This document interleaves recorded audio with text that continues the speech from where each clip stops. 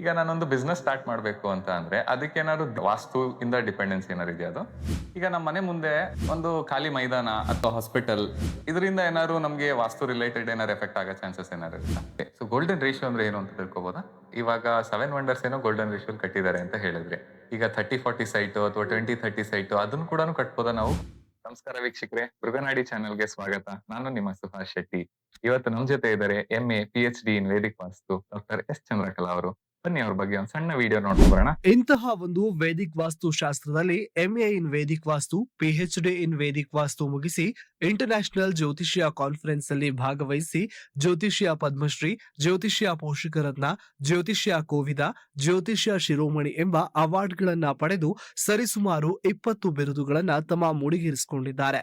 ಹಾಗೂ ಯೋಗ ನ್ಯಾಷನಲ್ ಸ್ಪರ್ಧೆಗಾಗಿ ಕೂಡ ಭಾಗವಹಿಸಿದ್ದಾರೆ. Janata TV, C Bengaluru, C Mysuru ಹಾಗೂ ಹಲವಾರು ಚಾನೆಲ್ಗಳಲ್ಲಿ 8 ವರ್ಷಗಳ ಕಾಲ ಲೈವ್ ಪ್ರೋಗ್ರಾಂ ನಡೆಸುತ್ತಾ ಜನರ ಪ್ರಶ್ನೆಗಳನ್ನ ಆಲಿಸಿ ಕೂತಲ್ಲಿಯೇ ಅವರ ಸಮಸ್ಯೆಗಳಿಗೆ ಪರಿಹಾರ ನೀಡಿದ್ದಾರೆ.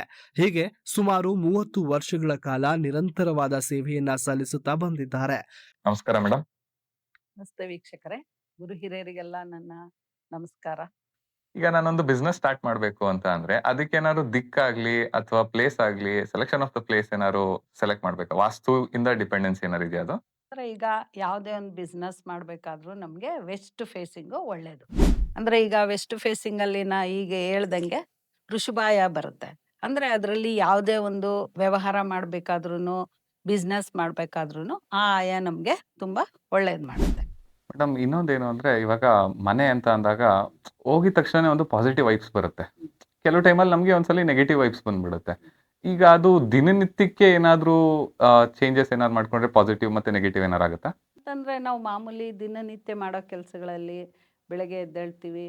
ಎದ್ದ ತಕ್ಷಣ ನಾವೇನು ಮಾಡಬೇಕು, ನಮ್ಮ ಹಾಸಿಗೆನ ಕ್ಲೀನ್ ಮಾಡ್ಕೋಬೇಕು. ಅದು ಫಸ್ಟು. ಮೈಲಿಗೆ ಬಟ್ಟೆನ ಎಲ್ಲಿ ಅಂದರೆ ಅಲ್ಲಿ ಹಾಕಬಾರ್ದು. ಮತ್ತು ಟವಲ್ನ ಯಾವಾಗ್ಲೂ ಮರದ ಬಾಗಿಲ ಮೇಲೆ ಹಾಕಬಾರ್ದು.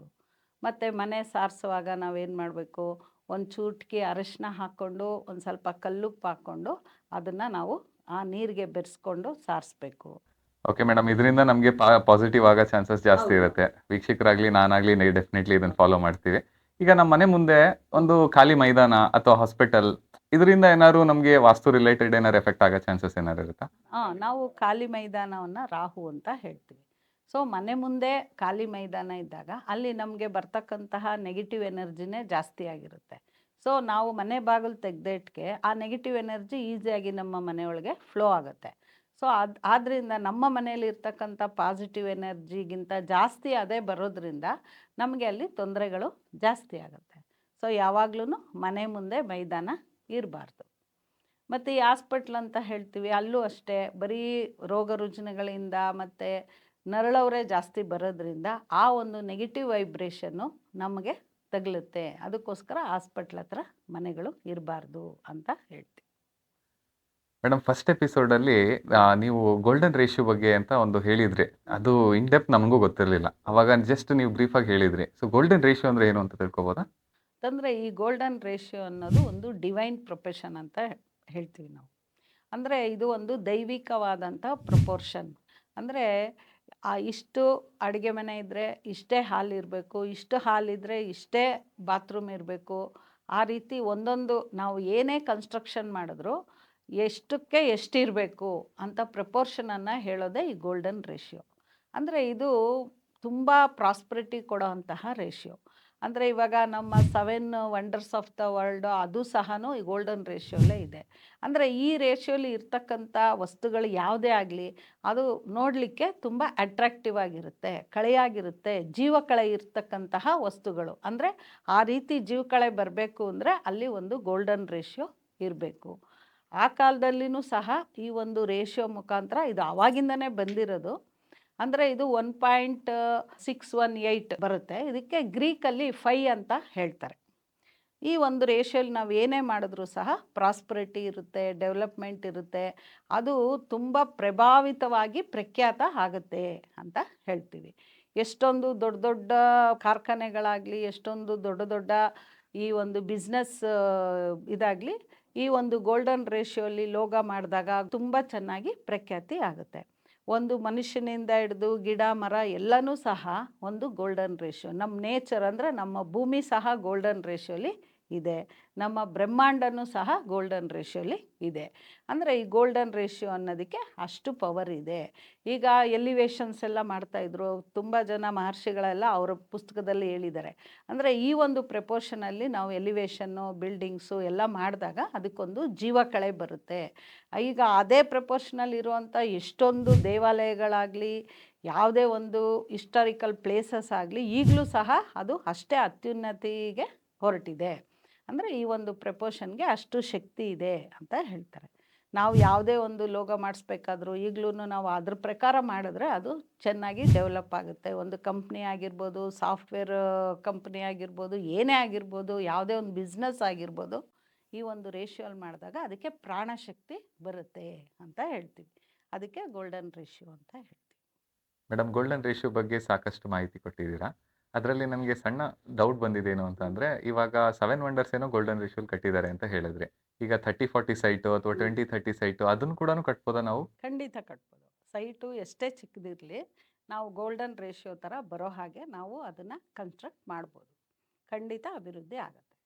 Okay, thank you so much madam. ಯಾಕೆ ಮಾಮೂಲಿ ಇವಾಗ ಜನಗಳು ಏನಂತ ಅನ್ಕೊಂಡಿರ್ತಾರೆ, 30-40-40-60 ನಮ್ದಲ್ಲೆಲ್ಲ ಕಟ್ಟಕ್ಕಾಗಲ್ಲ ಅಂತ ಅನ್ಕೊಂಡಿರೋದ್ರಿಂದ ಅದನ್ನು ಕಟ್ಬೋದು ಅಂದ್ರಿ. ಈಗ ಅದಕ್ಕಿಂತ ಒಂದೇನು ಸಣ್ಣ ಡೌಟ್ ಅಂದರೆ, ಇವಾಗ ಅಪಾರ್ಟ್ಮೆಂಟ್ ಇರುತ್ತೆ ಅಂತ ಇಟ್ಕೊಳ್ಳಿ. ಇವಾಗ ಬೆಂಗಳೂರಲ್ಲೇ ತಗೊಳ್ಳೋಣ. ಈಗ 30 ಫ್ಲೋರ್ಸು 40 ಫ್ಲೋರ್ಸ್ ಈ ಥರ ಎಲ್ಲ ಇರುತ್ತೆ. ಅದರಲ್ಲಿ ಇವಾಗ ಮಧ್ಯಭಾಗ ಒಂದು 10 ಫ್ಲೋರ್ಸ್ ಅಥವಾ 15 ಫ್ಲೋರ್ಸಲ್ಲಿ ಒಬ್ರು ಇರ್ತಾರೆ. ಅವ್ರಿಗೆ ಇವಾಗ ಈ ವಾಸ್ತು, ಯಾಕೆಂದ್ರೆ ಅವ್ರು ಮೇಲಿರ್ತಾರೆ, ಭೂಮಿ ಏನು ಎಫೆಕ್ಟ್ ಆಗಲ್ಲ ಅಂತ ಅಂದ್ಬಿಟ್ಟು ಅವ್ರು ಇರ್ತಾರೆ. ಸೊ ಬಟ್ ಅವ್ರಿಗೆ ಕೂಡ ಸಮಸ್ಯೆಗಳು ಬರುತ್ತಾ? ಖಂಡಿತ. ಇದು ವಾಸ್ತು ಪ್ರಾಬ್ಲಮ್ ಅನ್ನೋದು ಇದು ಜಾಮಿಟ್ರಿಗೆ ಬರೋದು. ಅಂದರೆ ಇವಾಗ ಆ ಫ್ಲೋರಲ್ಲಿ ಇರುವಾಗ ಅಲ್ಲಿ ವಾಸ್ತು ಅವರು ಯಾವ ಥರ ಕಟ್ಟಿದ್ದಾರೆ ಅದ್ರ ಮೇಲೆ ಅವ್ರಿಗೆ ಡಿಪೆಂಡ್ ಆಗುತ್ತೆ. ಸೊ ಅದು ಎಫೆಕ್ಟು ಬಂದೇ ಬರುತ್ತೆ. ಅವ್ರಿಗೆ ಏನಂದರೆ ಕೆಳಗಡೆ ಭೂಮಿ ದೋಷ ಮತ್ತು ಡಿಫ್ಲಿಕ್ಟೆಡ್ ಎನರ್ಜಿ ದೋಷ ಇದ್ದೇ ಇರುತ್ತೆ. ಅದನ್ನೇನು ಅವರು ಹೋಗ್ಲಾಡ್ಸ್ಕೊಳ್ಳಿಕ್ಕಾಗಲ್ಲ. ಅದು 300 ಮೀಟರ್ಸ್ ಹೋಗೋದ್ರಿಂದ ಅವ್ರಿಗೆ ಆ ದೋಷ ಇದ್ದೇ ಇರುತ್ತೆ. ವಾಸ್ತು ದೋಷನೂ ಬಂದೇ ಬರುತ್ತೆ. ಇವಾಗ ಅಷ್ಟು ಮನೇನ ಅವ್ರ ಹೆಸ್ರಿಗೆ ಬರ್ಸ್ಕೊಂಡಿರ್ತಾರೆ ಅವರು. ಸೊ ಯಾವಾಗ ನಮ್ಮ ಹೆಸ್ರಿಗೆ ಒಂದು ಪ್ರಾಪರ್ಟಿ ಬರ್ಸ್ಕೊಳ್ತೀವೋ, ಯಾವಾಗ 4 ಗೋಡೆ ಕನ್ಸ್ಟ್ರಕ್ಟ್ ಆಗುತ್ತೋ ಅಲ್ಲಿ ವಾಸ್ತು ಪ್ರಭಾವ ಬಂದೇ ಬರುತ್ತೆ. Okay madam. ಏಕೆಂದ್ರೆ ಮಧ್ಯದಲ್ಲಿ ಇರ್ತಾರಲ್ಲ, ಮಧ್ಯಭಾಗದಲ್ಲಿ ಏನು ಇರಲ್ಲ ಅಂತ ಅನ್ಕೊಂಡಿರ್ತಾರಲ್ಲ, ಸೊ ಅವ್ರು ಕಷ್ಟ ಬಂದಾಗ ವಾಸ್ತುನೇ ಆಗುತ್ತೆ ಅನ್ನೋದನ್ನ ಇನ್ಫಾರ್ಮೇಶನ್ ಕೊಟ್ಟಿದ್ದೀರಾ. ಇದೇ ಇಲ್ಲ ಇನ್ನೊಂದೇನು ಅಂದ್ರೆ, ಇವಾಗ ಸೈಟ್ ತಗೊಂಡಿರ್ತಾರೆ, ಕನ್ಸ್ಟ್ರಕ್ಷನ್ ಸ್ಟಾರ್ಟ್ ಆಗೋಗಿರುತ್ತೆ, ಅರ್ಧದಲ್ಲೇ ಒಂಥರ ಮುಂದೆನೆ ಹೋಗಲ್ಲ ಕನ್ಸ್ಟ್ರಕ್ಷನ್. ಒಂದಲ್ಲ ಒಂದು ಕಷ್ಟಗಳು ಬಂದು ಅಡೆತಡೆಗಳು ಜಾಸ್ತಿ ಹೋಗಿರುತ್ತೆ. ಇದಕ್ಕೂ ಕಾರಣ ಅಥವಾ ಎಫೆಕ್ಟ್ ಆಗಿರೋದು ಏನಾದ್ರು ವಾಸ್ತುವಿಂದ ಆಗಿರ್ಬೋದಾ? ಹೌದು. ಏನಂದರೆ ಮೊದಲನೇದಾಗಿ ನಾವು ಸೈಟ್ ತಗೊಂಡ ತಕ್ಷಣ ಅಲ್ಲಿ ಭೂಮಿ ದೋಷ ಪರೀಕ್ಷೆ ಮಾಡ್ಕೋಬೇಕು. ಅಲ್ಲೇನಾದರೂ ಜಿಯೋಪತಿಕ್ ಸ್ಟ್ರೆಸ್ ಇದ್ದರೆ ಅಥವಾ ಕಾನ್ಷಿಯಸ್ ಬೋನ್ಸ್ ಇದ್ದರೆ, ಪಾಯ್ಸನಸ್ ಸಾಲ್ಟ್ಸ್ ಇದ್ದರೆ ನಮಗೆ ಅದು ಇನ್ಫ್ರಾರೆಡ್ ಅಲ್ಟ್ರಾವೈಲೆಟ್ ರೇಸು ಎರಡೂ ಪ್ರೊಡ್ಯೂಸ್ ಆಗ್ತಾ ಇರುತ್ತೆ. ಅಂಥ ಸ್ಥಳಗಳಲ್ಲಿ ನಾವು ಏನೇ ಕೆಲಸ ಮಾಡಿದ್ರೂ ಆಗೋದಿಲ್ಲ, ಏಳ್ಗೆ ಆಗಲ್ಲ.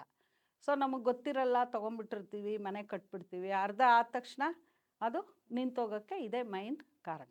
ಅದು ನಾವು ಫಸ್ಟೇ ಚೆಕ್ ಮಾಡ್ಕೋಬೇಕು, ಭೂಮಿ ದೋಷ ಇದೆಯಾ, ಏನು ದೋಷ ಇದೆ ಭೂಮಿಲಿ ಅಂತ. ಒಂದು ಕಪ್ಪಲ್ಲಿ ಸಾಲ್ಟ್ ಹಾಕ್ಬಿಟ್ಟು ಅದರಲ್ಲಿ ₹1 ಕಾಯಿನ್ ಹಾಕ್ಬಿಟ್ಟು ಇಡ್ತಾ ಇದ್ರು. ಏನಕ್ಕೆ ಅಂತ ತಿಳ್ಕೊಬೋದಾ? ಅಂತಂದರೆ ಅದರಲ್ಲಿ ನಾವು ಕಾಯಿನ್ಗಿಂತ ಅವಾಗೆಲ್ಲನೂ ಏನು ಮಾಡ್ತಾಯಿದ್ರು, ಈ ತಾಮ್ರದ ನಾಣ್ಯಗಳು ಇರ್ತಾಯಿತ್ತು. ಅವಾಗೆಲ್ಲ ತಾಮ್ರ, ಚಿನ್ನ, ಬೆಳ್ಳಿ ಕಾಯಿನ್ಸೇ ಇರ್ತಾಯಿತ್ತು. ಆವಾಗಿಂದನೂ ಇಡ್ತಾಯಿದ್ರು. ಅಂದರೆ ಒಂದು ಕಪ್ಪಲ್ಲಿ ಸಾಲ್ಟ್ ಹಾಕಿ ಅದ್ರ ಮೇಲೆ ಕಾಯಿನ್ ಇಡೋದ್ರಿಂದ ಏನಾಗುತ್ತೆ, ನಮಗೆಲ್ಲ ಗೊತ್ತು ಈ ಸಾಲ್ಟು ಒಳ್ಳೆ ಕಂಡಕ್ಟರ್ ಅಂತ. ಸೊ ಅದ್ರ ಮೇಲೆ ನಾವು ಕಾಯಿನ್ ಇಟ್ಟಾಗ ಅದು ಅಲ್ಲಿರ್ತಕ್ಕಂತಹ ನೆಗೆಟಿವ್ ಎನರ್ಜಿನ ಅದು ಪಾಸಿಟಿವ್ ಮಾಡುತ್ತೆ, ನ್ಯೂಟ್ರಲೈಸ್ ಮಾಡುತ್ತೆ. ಇವಾಗ ಏನಾದರೂ ದೃಷ್ಟಿ ಆದರೆ ಮನೇಲಿ ಏನು ಮಾಡ್ತಾರೆ, ದೊಡ್ಡವರು ಉಪ್ಪಲ್ಲಿ ದೃಷ್ಟಿ ತೆಗಿತಾರೆ, ಮಗುಗಾಗಲಿ ದೊಡ್ಡವ್ರಿಗಾಗಲಿ. ಯಾಕೆಂದರೆ ಆ ದೃಷ್ಟಿ, ಆ ನೆಗೆಟಿವ್ ರೇಸ್ನ ಎಳ್ಕೊಳ್ಳೋ ಅಂಥ ಪವರು ಸಾಲ್ಟಲ್ಲಿರುತ್ತೆ. ಸೊ ಅಲ್ಲಿ ಒಂದು ನಾಣ್ಯವನ್ನು ಇಟ್ಟಾಗ ಆ ತಾಮ್ರದ ನಾಣ್ಯ ಆಂಟಿನಾ ಥರ ಕೆಲಸ ಮಾಡುತ್ತೆ, ಹೆಚ್ಚಿಸುತ್ತೆ. ಅಂದರೆ ಅಲ್ಲಿ ಇರ್ತಕ್ಕಂಥ ನೆಗೆಟಿವ್ ಎನರ್ಜಿನ ರಿಮೂವ್ ಮಾಡುತ್ತೆ ಅಂತ ಅಂದ್ಬಿಟ್ಟು ಆ ರೀತಿ ಇಡ್ತಾರೆ. Thank you so much madam. ಈ ಎಪಿಸೋಡಲ್ಲಂತೂ ತುಂಬಾನೇ ಇನ್ಫಾರ್ಮೇಶನ್ ತಿಳ್ಕೊಂಡಿದ್ದಾಯ್ತು. ಬರ್ತಾ ನಾನು ತುಂಬಾ ಇನ್ಫಾರ್ಮೇಶನ್ ತಿಳ್ಕೊಂತಾ ಇದ್ದೀನಿ. ನಮ್ಮ ವೀಕ್ಷಕರು ಕೂಡ ಬಹಳ ಇನ್ಫಾರ್ಮೇಶನ್ ತಿಳ್ಕೊಂತಾ ಇದ್ದಾರೆ. ವೀಕ್ಷಕರೇ, ನಿಮ್ಗೂ ಏನಾದ್ರು ಡೌಟ್ ಏನಾರು ಇದ್ರೆ ಕಮೆಂಟ್ ಬಾಕ್ಸ್ ಅಲ್ಲಿ ಕಮೆಂಟ್ ಮಾಡಿ. ಇಲ್ಲ ಅಂದ್ರೆ ನಂಬರ್ ಕೂಡ ಇರುತ್ತೆ, ಬೇಕಾದ್ರೆ ಕಾಂಟ್ಯಾಕ್ಟ್ ಮಾಡಬಹುದು. ನಮ್ಮ ಭೃಗನಾಡಿ ಚಾನಲ್ಗೆ ನೀವು ಸಬ್ಸ್ಕ್ರೈಬ್ ಮಾಡಿ, ಬೆಲ್ ಐಕನ್ ಒತ್ತಿ. ಥ್ಯಾಂಕ್ ಯು, ಧನ್ಯವಾದಗಳು. ಪಂಚತತ್ವದಲ್ಲಿ ಆ ಸ್ಥಾನಗಳಲ್ಲೇ ಅಲ್ಲಲ್ಲೇ ಇರಬೇಕು ಅಂತ ಏನಕ್ಕೆ ಹೇಳಿ? ನಮ್ಮ ಸೂರ್ಯನ ಚಲನವಲನಗಳನ್ನು ನೋಡಿ ಮತ್ತೆ ಈ ಭೂಮಿಯ ಮ್ಯಾಗ್ನೆಟಿಕ್ ರೇಡಿಯೇಷನ್ನ ವೀಕ್ಷಣೆ ಮಾಡಿ ಆಯಾ ತತ್ವ ಅಲ್ಲಲ್ಲೇ ಇರಬೇಕು ಅಂತ ಹೇಳಿದ್ದಾರೆ. ನಮ್ಮ ಮಗ ಹಳೆ ಮನೆಯಲ್ಲಿ ಇದ್ದಾಗ ಚೆನ್ನಾಗಿ ಓದ್ತಾ ಇದ್ದ. ಆದ್ರೆ ಹೊಸ ಮನೆಗೆ ಬಂದ ಮೇಲೆ ಓದ್ತಾ ಇಲ್ಲ. ಆಕ್ಟಿವ್ ಆಗೂ ಇಲ್ಲ. ಏನಕ್ಕೆ ಮೇಡಮ್? ಸೊ ಆ ರೀತಿ ಕೂತ್ಕೊಂಡು ನಾವು ಓದಿದಾಗ ಏನಾಗುತ್ತೆ, ನಮಗೆ ಕಾನ್ಸಂಟ್ರೇಷನ್ ಬರುತ್ತೆ, ಮೆಮೊರಿ ಪವರ್ ಬರುತ್ತೆ, ಚೆನ್ನಾಗಿ ಓದ್ಬೋದು. ನೀವು ಹಳೆ ಎಪಿಸೋಡ್ ಅಲ್ಲಿ ಆಯಾ ಅಂದ್ರೆ ಅಂತ ಒಂದು ಹೇಳಿದ್ರಿ. ಅಂತಂದ್ರೆ ಆಯಾ ಅಂತಂದ್ರೆ ನಾವು ಯಾವುದೇ ಬಿಲ್ಡಿಂಗ್ನ ಕಟ್ಟಿದಾಗ ಅಲ್ಲಿ ಕಾಸ್ಮಿಕ್ ಎನರ್ಜಿ ತುಂಬಾ ಚೆನ್ನಾಗಿ ಫ್ಲೋ ಆಗೋ ಹಾಗೆ ನಾವು ಕಟ್ತೀವಿ. ಆ ಒಂದು ಕನ್ಸ್ಟ್ರಕ್ಷನ್ಗೆ ಜಾಮಿಟ್ರಿಗೆ ಆಯಾ ಅಂತ ಹೇಳ್ತೀವಿ.